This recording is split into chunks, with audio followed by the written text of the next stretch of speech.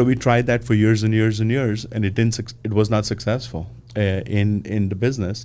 So the minute I gave up the part about the price and said, come to us because I'm good, rather than come to us because I'm cheap, things changed. We love the San Gabriel Valley. There are some amazing people and businesses here, and we think they deserve the spotlight. Welcome to the SGV Master Key Podcast. We'll have on the people that make the SGV great. We'll find out what makes them tick, their ups and downs, their history, and we're going to have fun doing it. This is the SGV Master Key Podcast. And now your hosts, Scott Warmoth and Russell Mano.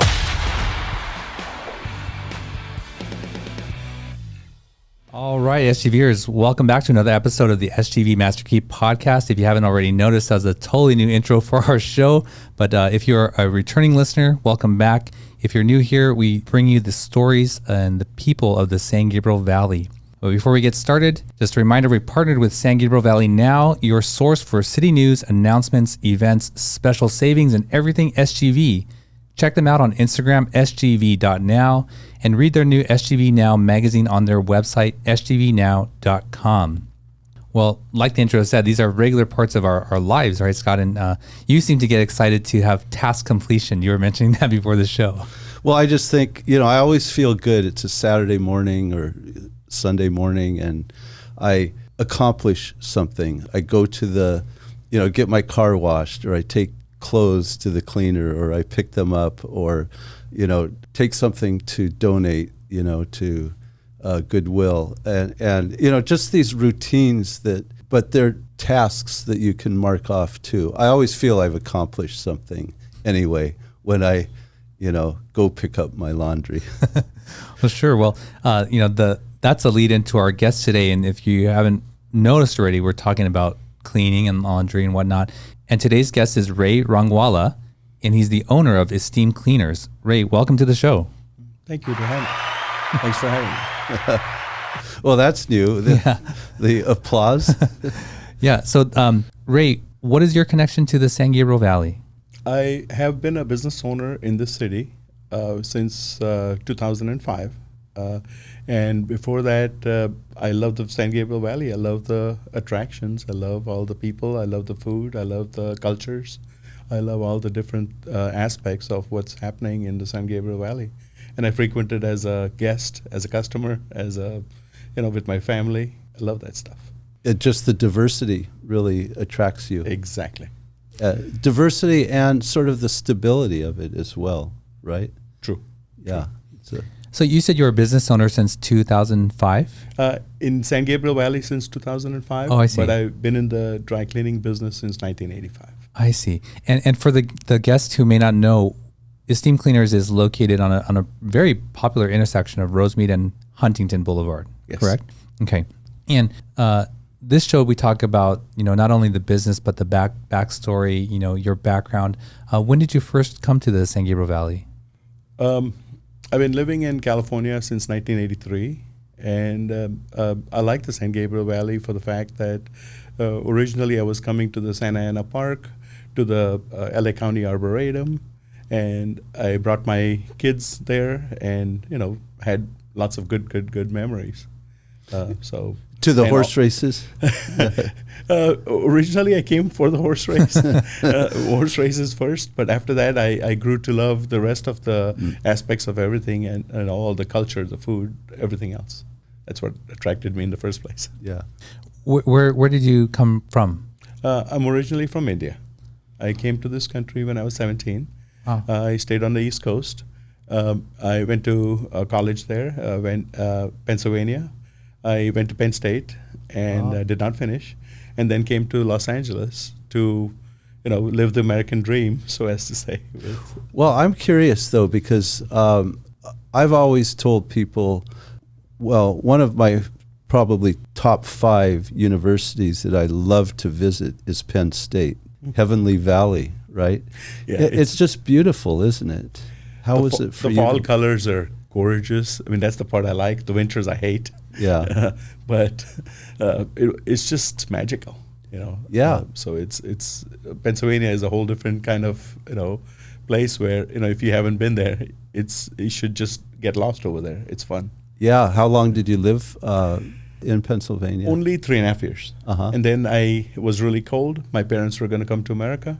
So, we were tasked, me and my brother were tasked to find a business for my parents. And we came here to, like I said, to pursue the American dream.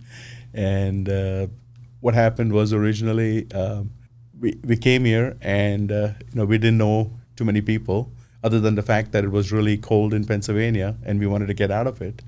And my father was 48, 49. He wanted to, we all wanted to start roots in America because that was part of the big family, plan. Mm-hmm. And like I said, me and my brother were tasked to find a business for my father, who was not old enough to retire, but not young enough to do nothing. And so was dry cleaning the business, or was there something else? Originally, we asked around other Indian people, and they asked us, they had 7-Elevens. So our original thing was, okay, go buy a 7-Eleven, and we'd be okay. We put in a deposit to the 7-Eleven Corporation, and a few weeks later, they turned us down. So I could not get a 7-Eleven, so we had to pursue some other options. Uh-huh. And dry cleaning came along. In the LA Times, there was a advertisement that said, be your own boss, turnkey opportunity for dry cleaning. And so, was that the one that you bought is the one that you still operate? No, I do not. I sold that one, and now I have another one. Another big business I know that Indians are in, of course, is motels. True. There's a certain sect of Indians that are all into motels. They all have this. It's Patel. Patels right? is a very common last name. Yeah. And it's an easy entry to business. Uh-huh. You need a little bit of capital, and you can get loans from other Indians. And what you would do was get the smallest little motel you could find, and then work your way up to bigger and better motels down the line. Oh wow! So. Did you ever consider that? No, we did not. You're not the right family. No, we were not. Yeah. Oh, Since I've been living in the SGV most of my life, except for 2 years, there's been an influx of Indians to the San Gabriel Valley. Is that correct? Over Definitely. the last 10 years, 15 years?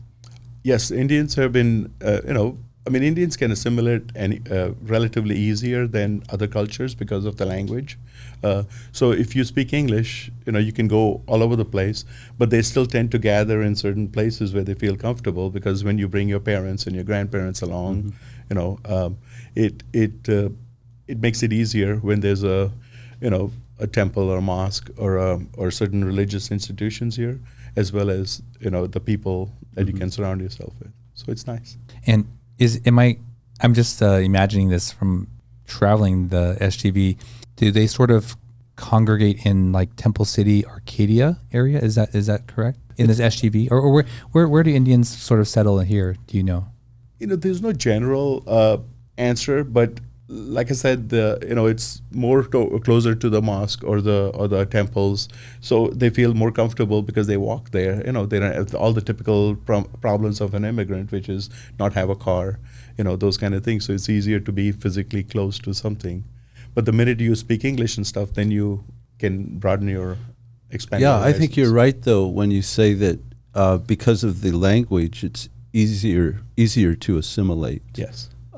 Because I have never noticed a grouping per se, although there is Artesia is. Artesia for sure. It's big for Indians. Yeah. But in the past, when Indians came to America, they were more educated. Yeah. And so it was because they spoke the language and stuff.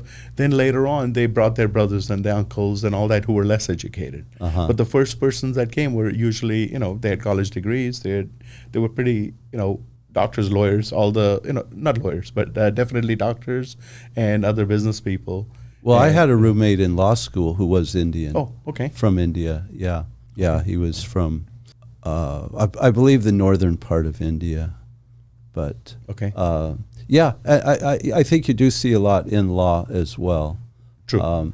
Again, it's the shared system, the British system. Exactly. Because the system of law in India, which of course is a democracy, and Right. it's based on British law. Yes, it is. So I think there's a commonality. Definitely. So That's interesting that you said about the family and the Patels owning or being in the hotel industry. business. I'm learning so much about Indian culture from a friend of mine, and he's sort of trying to explain the caste system to me. But does that sort of play out also in business, what you're allowed to do? Yes. It does. Oh, Whatever caste you were from back in India, people know what caste you came from, or your status in life, so as to say. So people are very cognizant of that fact. Lately, the newer immigrants that come here are into IT. So when they're into IT, they break all the caste barriers. So there's a big culture shock going on, amongst Indians, is that a young kid from, say, the south part of India, where most of them are highly educated, they have a big problem with, with that person being the leader of the IT company, that a person of a higher caste has to get. Wow. So there's a lot of hierarchy stuff going on, and it's being worked out. I mean, but there is issues. There are issues. What part of India is your family from? We were from the melting part of India, which is Bombay, which is like the Los Angeles of India. There was movie industry. There was a lot of business. There was culture. So we were not stuck in a certain religion or a caste. It was more like, you knew people from 7 or 8 different religions all around you. very cosmopolitan. Exactly. Yeah, I've been to Bombay. Oh. I've been all through India. It is such a fascinating country. It's like it's a country that it's just, there's always something to see or hear or it's just unending, the movement in India. True. And Bombay, I mean, it was a very cosmopolitan city. I remember that. Probably my favorite city that I went to. I mean, I went to like all the leading cities. I didn't go to Calcutta, but Bombay seemed like, you said Los Angeles, I would say New York. It's something like that, isn't it? It's very crowded. Yeah. And it's almost like, I thought Bombay was pretty good till I went to Hong Kong and stuff and saw how they used every single square inch of space, Yeah. Underground structures, above ground, and it was, Bombay was pretty up there with lots of other countries. Yeah, right. I'm really curious about this idea of like you and your brother being tasked to find a business for your family, and hearing you speak about the advantages of already speaking English. A common theme in this show has been where immigrants, their parents have come to this country, and I think because of the language barrier, they most are they have to do maybe restaurant or something where the language doesn't matter so much. But I've never heard of this concept of the parents saying, you choose something for us. Is that common for Indians? Our biggest part of the American dream, or whatever the flaw in it or whatever, was we'd come to America and be successful. But none of us had a plan of what we were going to do. The coming to America was the tough part. Once we came here, we'd figure it out. And we really didn't have a clue. Wow. Was that scary at all for you? In retrospect, yes. But at that time, when you're a kid and they say, go to Mount Everest, there it is. Your job is to climb it. And, if people don't say no, you'll probably make it, depending on your hustle and your rest of it. So you can make it. Your first few years you were at Penn State? Yes. That's when you came to go to Penn State? Yes. I went to community college and then Penn State. Right. Okay. So you sort of had a plan, in a sense. It was go to school. Go to education. Yeah. And then the whole 9 yards, getting married, and getting a house and doing all that. And, Yeah. and so that's what our plan was. Yeah. So did you still retain your cultural aspects of marriage when you came here? Did your parents, were they still involved in that? Yes. They were.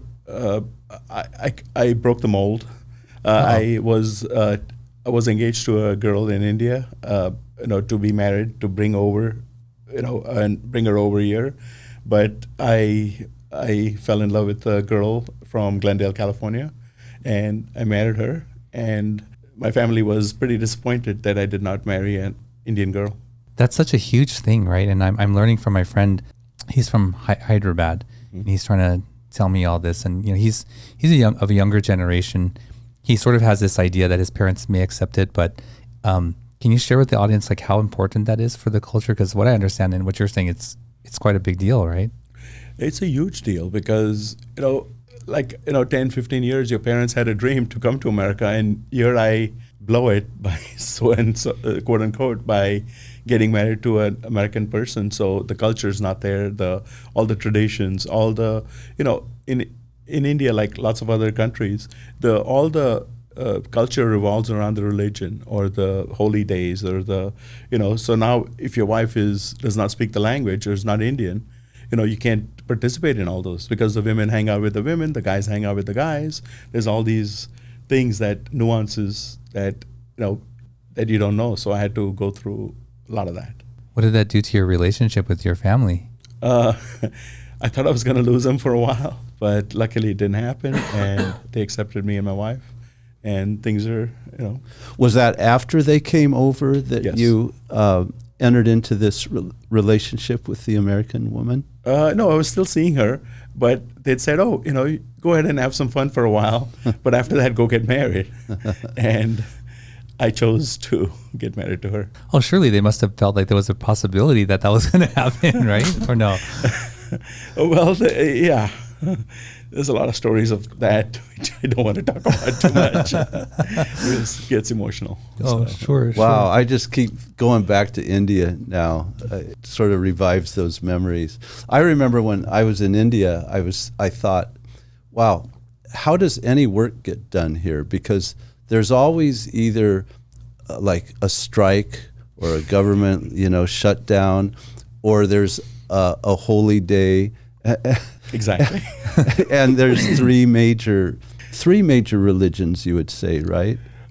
Yes. Yeah. Yes. Three major religions. And so how is it that work gets done in India?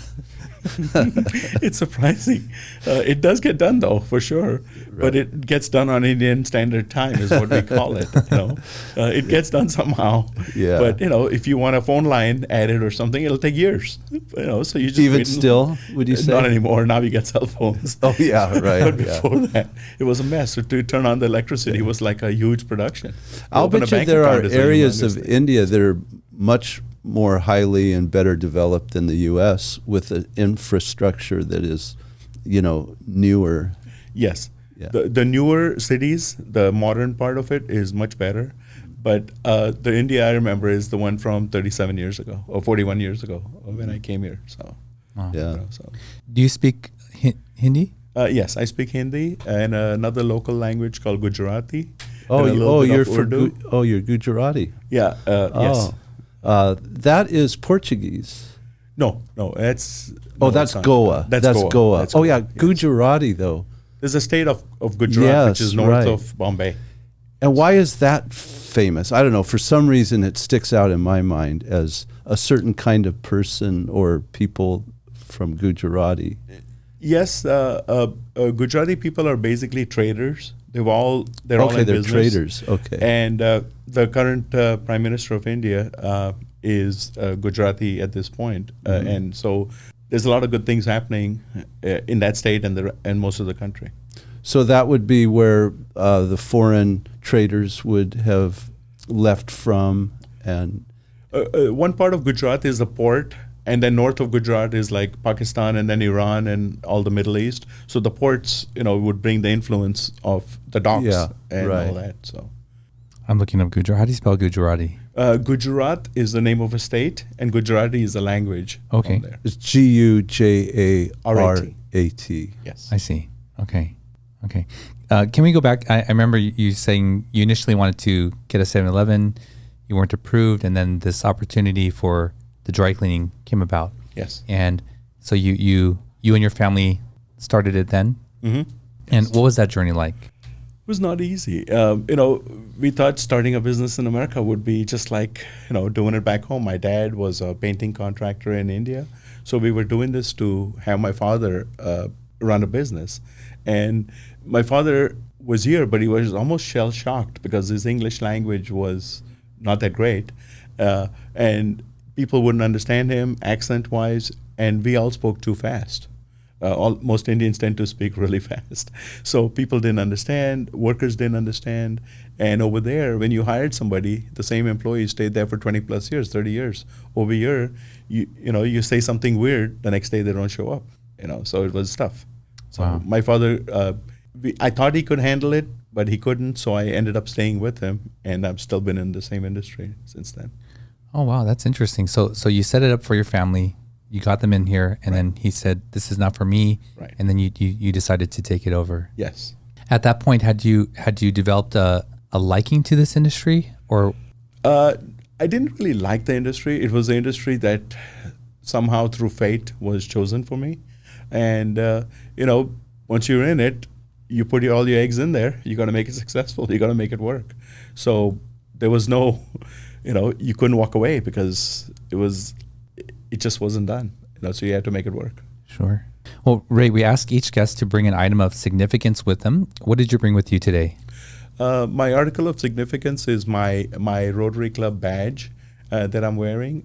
I belong to a social service club called Rotary, where you do service above self is the motto for the Rotary Club. And it's helped me be the person who I am in this country, so I really like that. I thought long and hard about what to bring, and I figured why not do what I am really proud of. Where is your Rotary Club? I belong to the Glendale Rotary Club, Glendale Sunrise Rotary Club in Glendale. But as a member of Rotary, you can go to any Rotary Club in the world.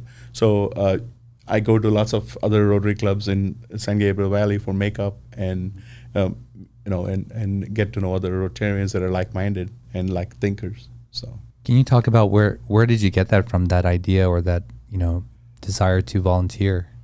Originally, it didn't come out as a desire to volunteer. I had a customer of mine was a member of a Rotary Club, and we were doing business, and then he says, "Ray, you should join a thing called Rotary.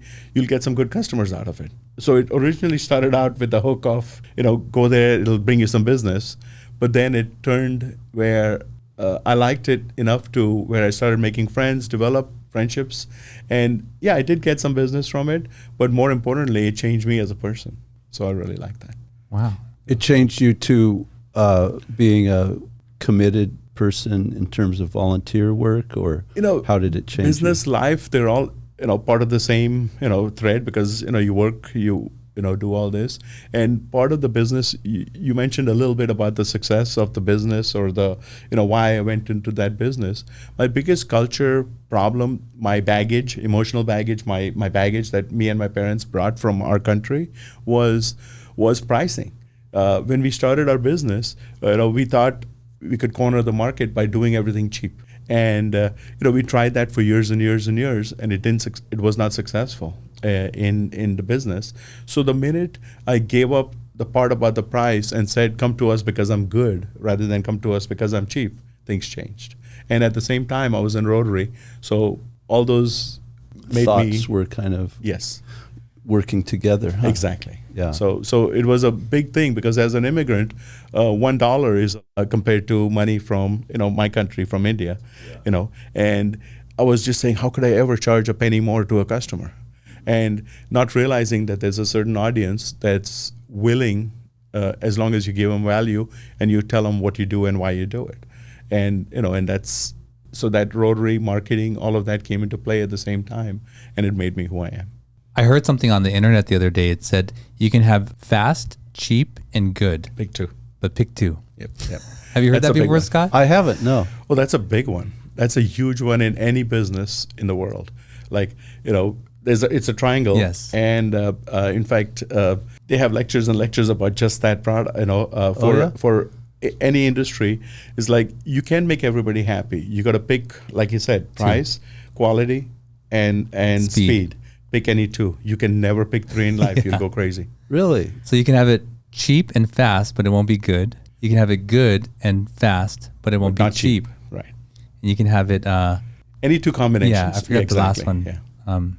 Yeah. Cheap and good, but it won't be fast. Wow. Yeah, I've never In heard that. any industry, it'll apply to It makes almost sense. every single industry in the Yeah. world, no matter what business you're in. Because you try to get everything for everybody, that's not going to happen. So, what is your philosophy? Which of those?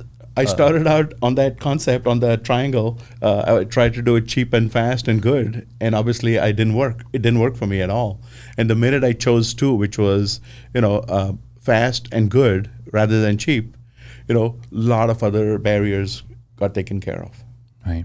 A lot of them. Is that an Indian culture thing? The bargain type thing? Because in the Asian community, what I've observed is they'll just associate quality with price. Like if something is expensive, they're like, "Oh, this is good," just based on that alone. Because I'm a mom and pop businessman, we started our own business. I could go any which way we wanted. And originally, when we started the business, the price concept was what the people who we bought the business from say, put up a sign on the board, $1 a pant, $2 for so much, and $3 for this. So it was $1, $2, $3. And we stuck with that. And the minute we were afraid to change because the product, I didn't know my own product. As looking back in my own industry about cleaning clothes, I had no clue about what I was doing, and the minute we started differentiating yourself, you're differentiating your product from others, saying this is the reason why, the customer deserves to pay a little bit more based on this, and this that I do in my system. And like all customers, if you don't tell them why you deserve more, deserve the business at a higher price point, they'll make up their own mind in some other way. So you have to tell them why you're worth what you are. And if you don't, then shame on you.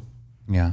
So. Wow. So you've obviously made that change Yes. with your business, and you've been around since when? The business started in 1985.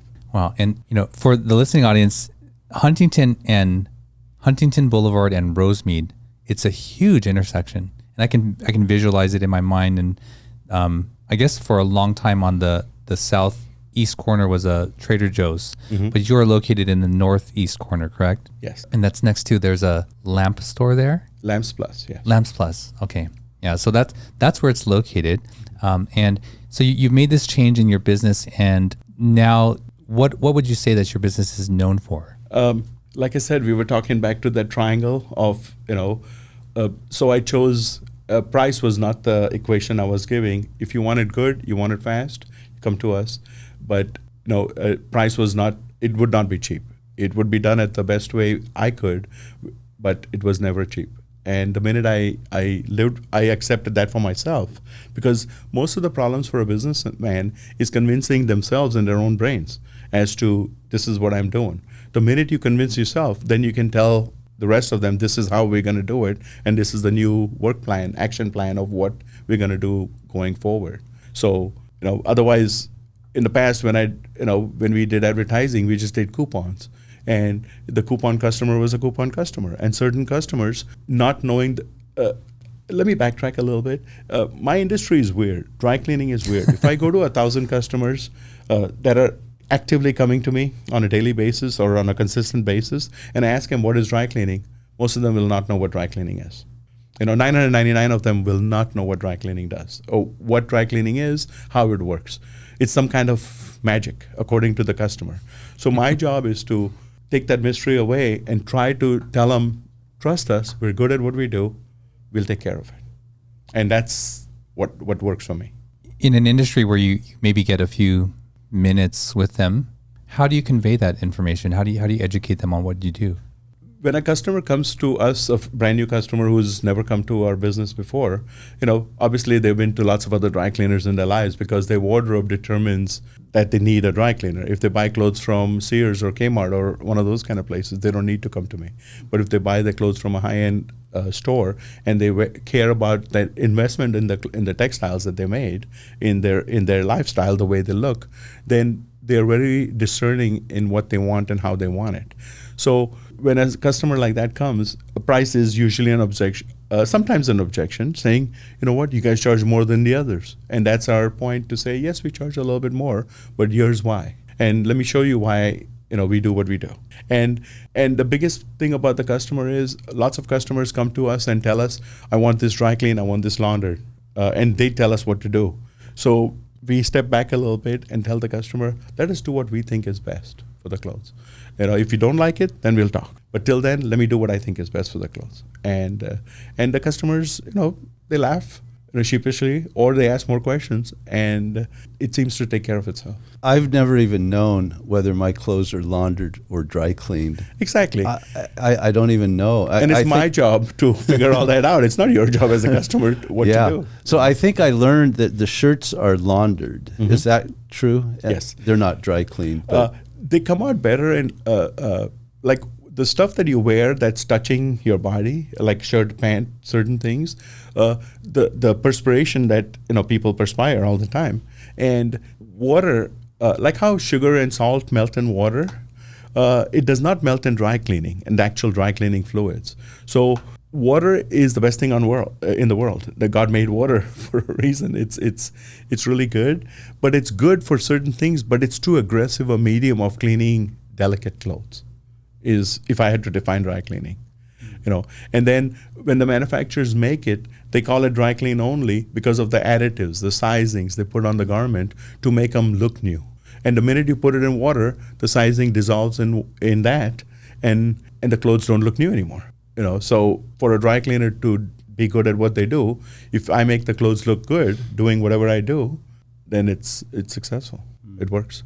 I only maybe in the last 5 years started really paying attention to the tags on my clothes. They give you a lot of information. There's so many symbols and instructions, but there's a lot to decipher in how you want your clothes to last. And I guess it really does make a difference if you do want your clothes to last some time.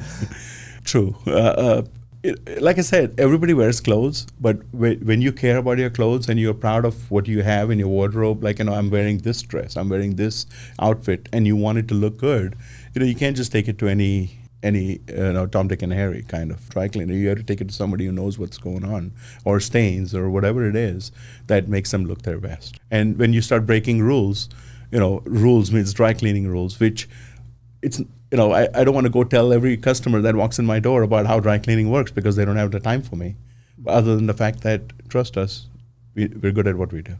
I have a personal question. How come it costs so much to dry clean a down comforter?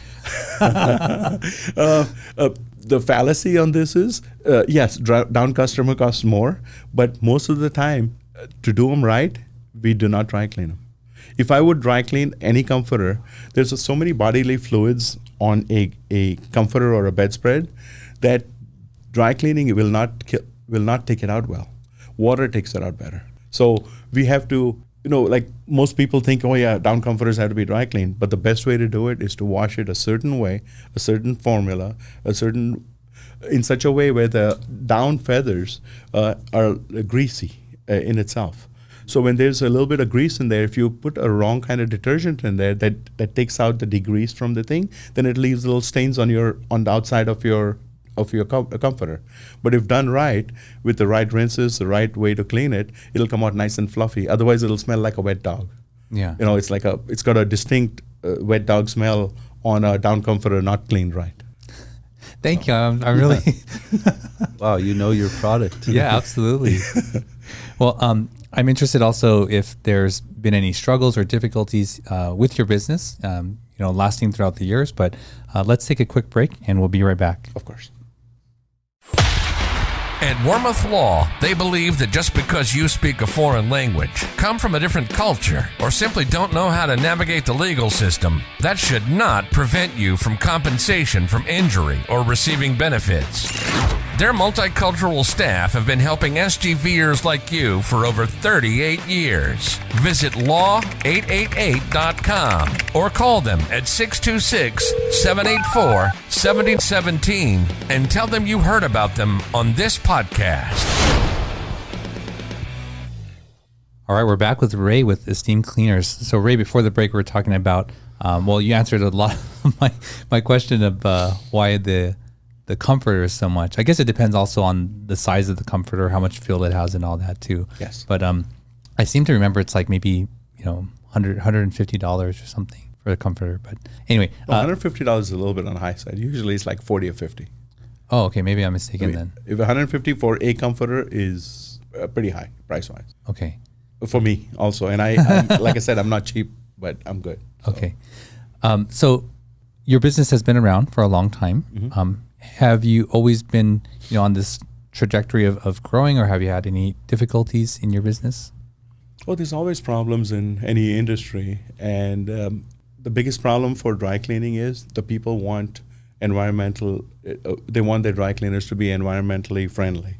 I agree with that. Like I just mentioned a little while ago, that water is the best thing in the world to clean, to take out stains on clothes. But that being said, dry cleaning has a job for itself on certain garments, on especially the nicer garments, the nicer colors, the higher end fabrics, because like this, the manufacturers put coatings on it, sizings on it that make it look good. So certain things that just because they're good for the environment does not mean they're good for the clothes. Because like a few years ago, there was a dry cleaning solvent that was banned in Los Angeles and in California. It was called perchloroethylene, and it was banned. But if you take a step back again and look at all the clothes that you wear, most of the clothes in the world are made somewhere else. So just because Los Angeles or California bans dry cleaning of a certain solvent that was really good for taking out stains doesn't mean that the manufacturers make the clothes to be dry cleaned a different way. So all dry cleaners have to adapt in what they do, how they do it, so that you can do a better job. Because clothes sold in LA County or California, it started out with the AQMD making that rule, saying it was banned in Los Angeles County. And then it expanded to California. And now it's spreading towards the nation. But most of the rest of the world, they're still using that stuff that's banned. And it's banned not because it's a great job, it does a great job in dry cleaning clothes, but it's not good for the drinking water when it reaches the groundwater level. And it's the wells tend to get contaminated with it.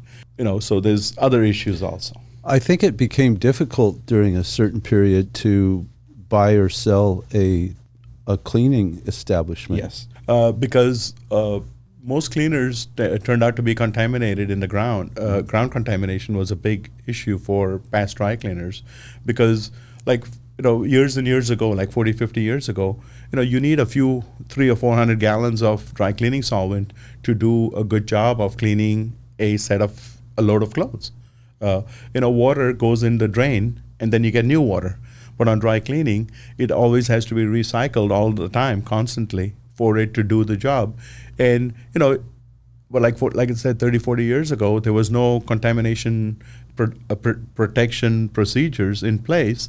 So the dry cleaning solvent would spill in the ground. And, even if it spilled 40 years ago, the person owning the dry cleaner today is responsible for cleaning that up. That's the way the laws are written, kind of. So it's not easy. Wow. Well, another topic of interest is the pandemic, and you've obviously weathered that storm, but what was that like for you, and have there been permanent changes to the way you do business because of it? Yes. The pandemic has been tough on dry cleaners. In my industry, I don't know much about life, but I know a lot about dry cleaning. I'm on the board of directors of the Los Angeles Dry Cleaning Association, the California Cleaners Association, and also the National Association. And I'm pretty vocal about my industry because it's had a good life for me. That being said, COVID has been a killer for dry cleaners. When COVID started, our business was down 80%. Now we're trying to crawl back to pre-COVID numbers, but all the business, the way we did business has changed. Like, for example, right now, after COVID, there's a lot of people bringing in just shirts but no pants, and that's because of Zoom. Stuff like that people are Zooming all the time, so they might change the shirt every once in a while, but so I have two distinct sets of employees, some people that press shirts and some people that press pants. My pant presser has nothing to do, while the shirt person is overwhelmed with extra shirts. And this is not just for my dry cleaners, this is for most dry cleaners across the country, and probably the world. Wow. And even today, certain industries, as a lawyer, for example, a lot of your depositions are done online. So you might wear a jacket and a suit for 5 minutes rather than actually physically go to downtown to do some, prelim work in front of the judge. Now it's all technology has changed the way we all do business. Like, how many people are actually back to work 5 days a week still? Not too many. Certain industries, yes, but certain industries in the white collar world, there's a bunch of certain white collar trades that the business hasn't come back, dry cleaning wise. So yeah, it has changed. that makes sense. I mean, I just think of myself. I probably have half the business that I'm talking about. Half Volume. the business for a dry cleaner Right. or a laundry service that I used to have. Yes. Because you're right. I never thought of that, but you're not getting dressed up as much. Right.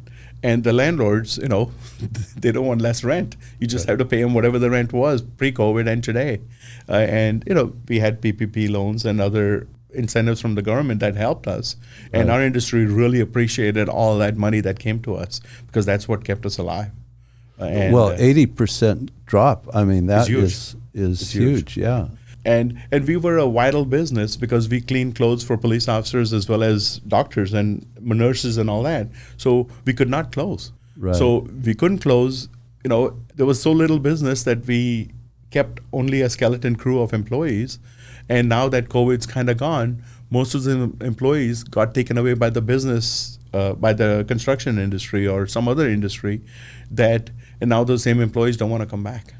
And face it, I mean, who wants to press a shirt on a 100-degree day outside when there's steam and all this happening? Yeah.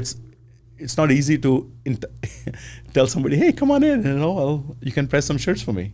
Nobody wants to do that anymore. How do you get around that? Or, what do you do to stay alive? Your business is coming back. It is coming back, but everything's changing. The minimum wage structures are changing. The minimum wage in LA County is higher. There's other issues.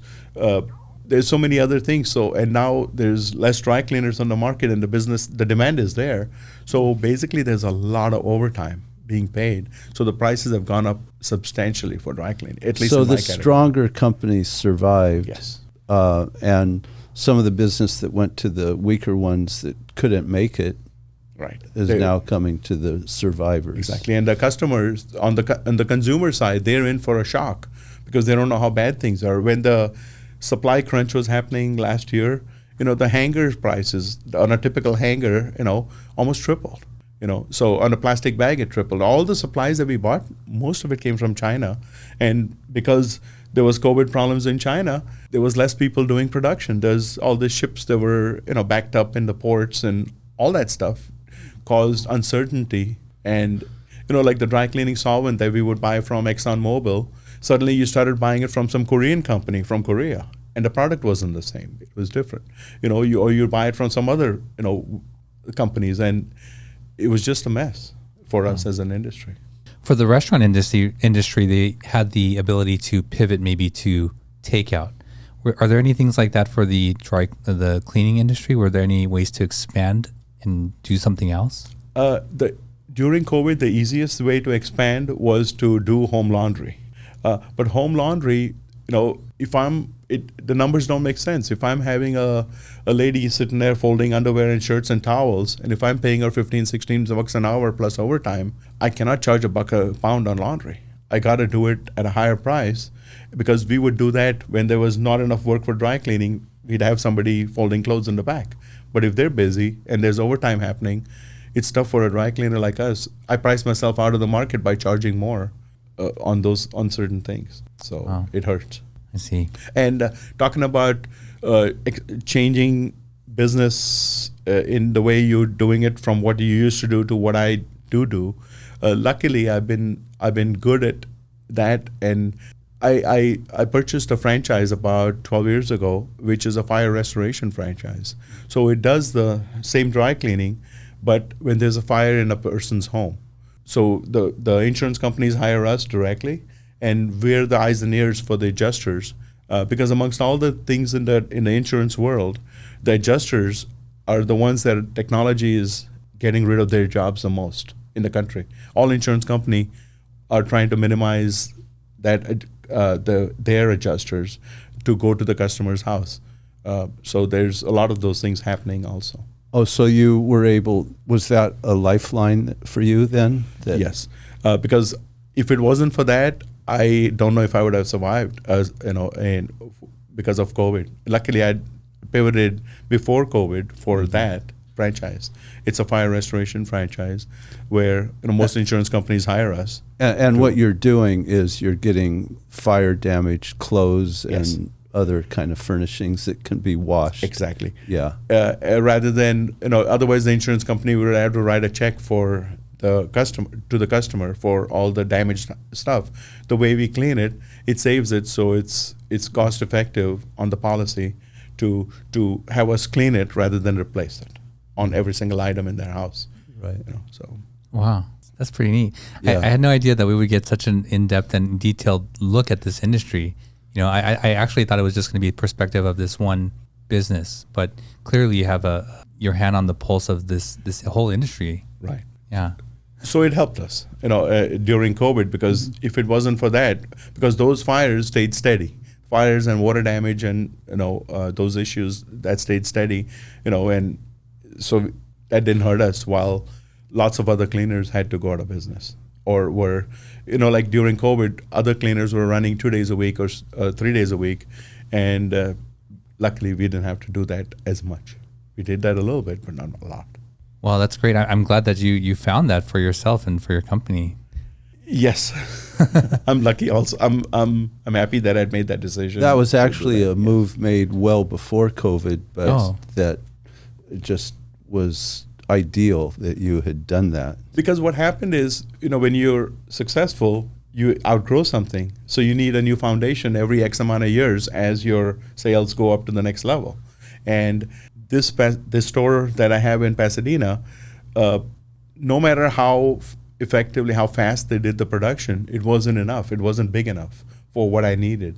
So before COVID, I bought.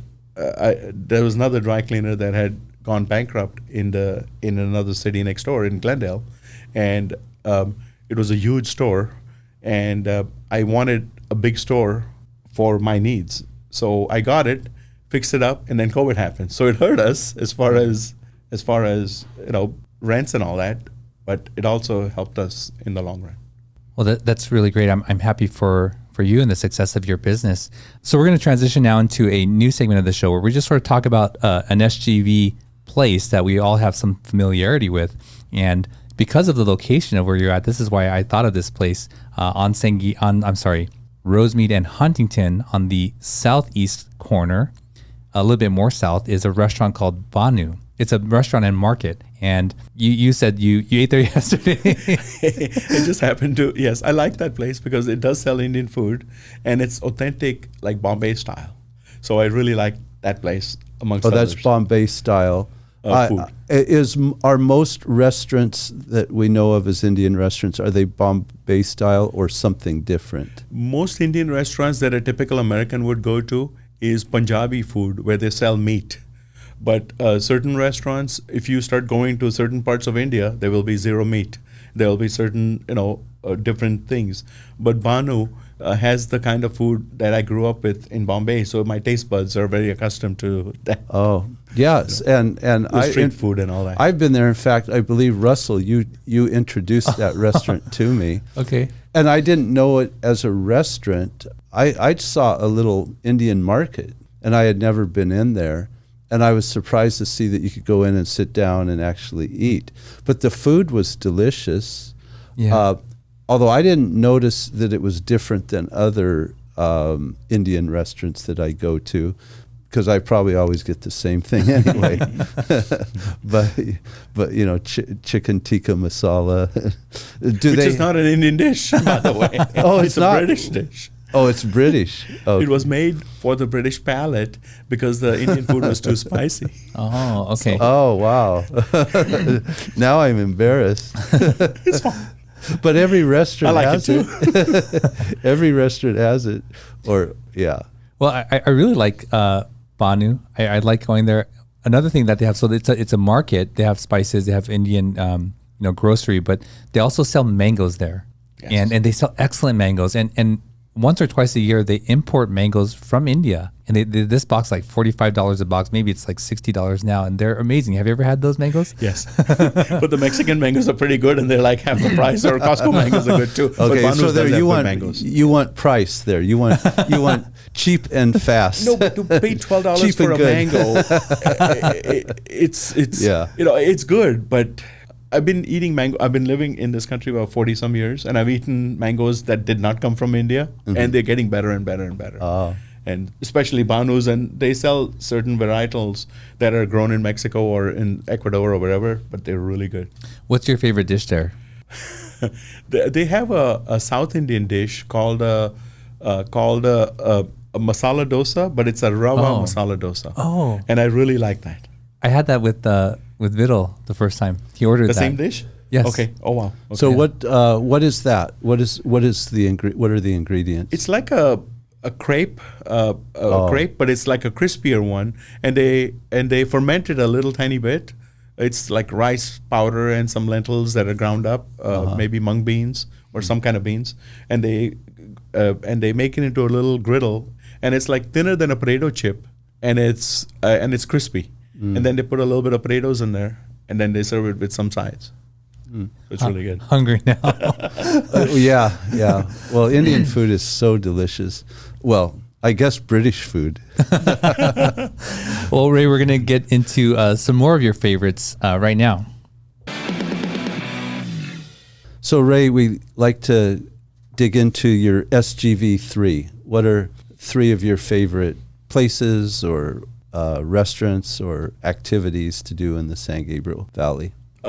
I like the hiking part of San Gabriel Valley where you can go into the mountains, even above Altadena or over by Glendora, and just go north and go in the mountains, and it's like a whole different world, which a lot of people don't know about, because we're all stuck in the rat race of daily work. But it's so easy to go out there and just a whole different, like even above Eaton Canyon, and just go up and get lost over there, and it's fun. Yeah, you like to go on a regular basis? I don't go there as often as I like to, but I like it. Yeah. The other couple of big places that I love is the Huntington Garden, which is fantastic. How can you not like that? It's gorgeous. It's precise. It's perfect. It's just beautiful. And I also love the LA County Arboretum. So those are my biggest ones. I like lots of other places. Yeah. But if I had to pick 3, those would be them. Yeah, well, those are great choices. Those are very popular too on this segment. They're quite often probably referenced. the 3 most popular of anything. Maybe Old Town Pasadena comes in as well. But yeah, those are definitely the prime places. And I mean, like, if you had to ask me for like in a top 3 restaurants, I'd not have 3 restaurants. I'd have 30 restaurants. Yeah, because I love all the ethnic food that San Gabriel Valley gives us choices. Oh, yeah. I can get the best food from Borneo or from Malaysia or from Hong Kong or from China or Szechuan or Cantonese. It's just incredible. Choices are great. Speaking of the mountains, when I think of looking north on Rosemead at your business on a clear day, a beautiful day, just the background of the San Gabriel Mountains is just beautiful behind there, right? Yes. Driving north. So, well, Ray, where can people find your business? I have a website, but dry cleaning is something that you can't really do on the web. You have to physically bring it in. So it's on the corner of Rosemead and Huntington, 3703 Huntington Drive, Pasadena. And the next block becomes Arcadia. The next block south of us becomes San Gabriel. So I'm on the corner of those 3 cities. And that's the easiest one. I have another location in Glendale. And what's that address? It's on 805 East Wilson Avenue in Glendale, close to Glendale Avenue. And that's what I do for dry cleaning as far as for myself. Wonderful. Well, Ray, thank you so much for coming on the show and sharing this in-depth look into this industry, which I'm really thankful for. I never would have had this insight into the world of dry cleaning. Oh, okay. Yeah. Thank you so much. Thank you. Well, there you go. Thank you for tuning in for another episode of the SGV Master Key podcast. We appreciate you spending this time with us. Reach out to us at info@sgvmasterkey.com, and you can find us at www.sgvmasterkey.com. See you next week. You've been listening to the SGV Master Key Podcast. Our passion is the small businesses and the people that make up the San Gabriel Valley, and it's our honor to have them on the show. We hope you've enjoyed it. Make sure to like, rate, and review. The show is produced by Russell Mano, edited by Victoria Allers of Kind Monster Productions. Thanks for listening, and see you next time on the SGV Master Key Podcast. Master, no, kind of master.